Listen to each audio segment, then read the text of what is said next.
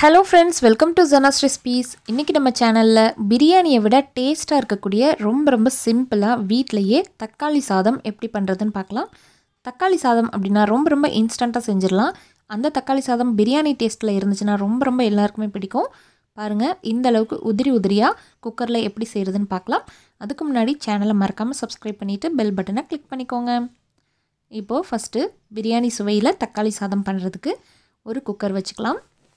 Cooker நல்லா heat ஆனதுக்கப்புறம் 2 table spoon oil ஊற்றிக்கலாம். 3 பிரியாணி இலை, ஒரு அன்னாசி முக்கு, கொஞ்சமாக ஏலக்காய் கிராம்பு, 2 துண்டு பட்டை போட்டு நல்லா பொரிய விட்டுறலாம்.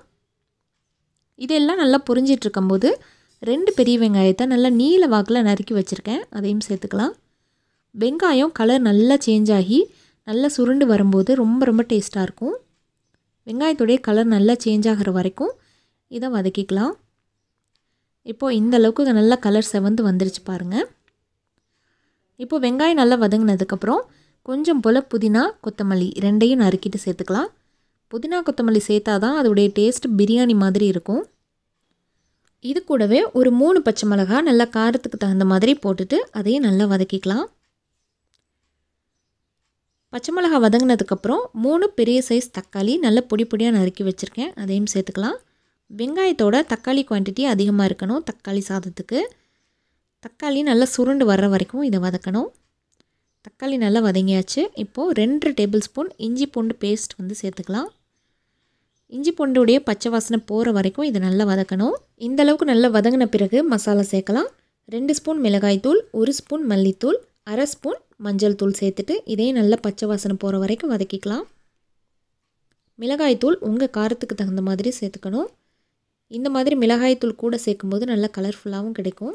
இப்போது இது கூட நான் தேங்காய் பால் சேர்க்குறேன். தேங்காய் பால் தண்ணியாக எடுத்துக்கோங்க. தேங்காய் பால் எவ்வளோ எடுக்கணும்னா எவ்வளோ அரிசி எடுக்கிறீங்களோ அதுக்கு தகுந்த மாதிரி. நான் 2 டம்ளர் அரிசிக்கு 4 டம்ளர் தேங்காய் பால் ஊற்றணும். ஆனால் நான் 3 டம்ளர் ஊற்றிருக்கேன். இப்போ 3 டம்ளர் தேங்காய் பால் ஊற்றியாச்சு.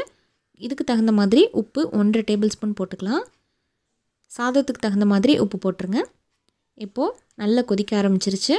கொதித்ததுக்கப்புறம் நான் ஒரு 20 நிமிஷமாக நல்லா கழுவிட்டு ஊற வச்சுருந்த பாஸ்மதி அரிசி சேர்த்துக்கிறேன். 1 டம்ளர் அரிசி எடுத்திருந்தா அதுக்கு 1.5 டம்ளர் போல் தேங்காய் பாலோ அல்லது தண்ணியோ ஊற்றிக்கணும். இப்போ நான் 2 டம்ளர் அரிசிக்கு 4 டம்ளருக்கு பதிலாக 3 டம்ளர் ஊற்றிக்கிறேன்.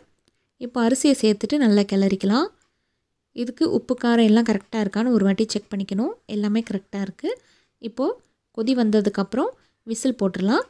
நல்லா ஒரு சரியாக மூடி போட்டு ஒரு 3 விசில் வச்சுட்டு அப்படியே ஆஃப் பண்ணிடுங்க. 3 விசில் வச்சதுக்கப்புறம் தம்மெல்லாம் அடங்கிருச்சு. இப்போ திறந்து பார்க்கலாம். சூப்பராக வந்திருக்குது பாருங்கள். இப்போ சூடாக இருக்கும்போது கிளறக்கூடாது, லைட்டாக ஆறுனதுக்கப்புறம் கிளறி பார்க்கலாம். நல்லா சூப்பராக உதிரியாக பூ போல் வந்திருக்குது. வாசனை அப்படி கமன்னு இருக்குது, பிரியாணி எஃபெக்டில் இருக்குது. இந்த மாதிரி பிரியாணி மாதிரியே தக்காளி சாதம் பண்ணி பாருங்கள். ரொம்ப சுவையாக இருக்கும். அடிக்கடி இந்த மாதிரி தான் செய்வீங்க. குக்கர்லேயே ரொம்ப ஈஸியான முறையில் தக்காளி சாதம் பண்ணியாச்சு. ஓகே ஃப்ரெண்ட்ஸ், இதே மாதிரி உதிரியான சாதம் பண்ணி பார்த்துட்டு எப்படி வந்துச்சுன்னு சொல்லுங்கள். வீடியோ பிடிச்சிருந்துச்சுன்னா லைக் பண்ணிவிட்டு ஷேர் பண்ணுங்கள். மறக்காமல் Subscribe பண்ணுங்கள். தேங்க்யூ. தேங்க்ஸ் ஃபார் வாட்சிங்.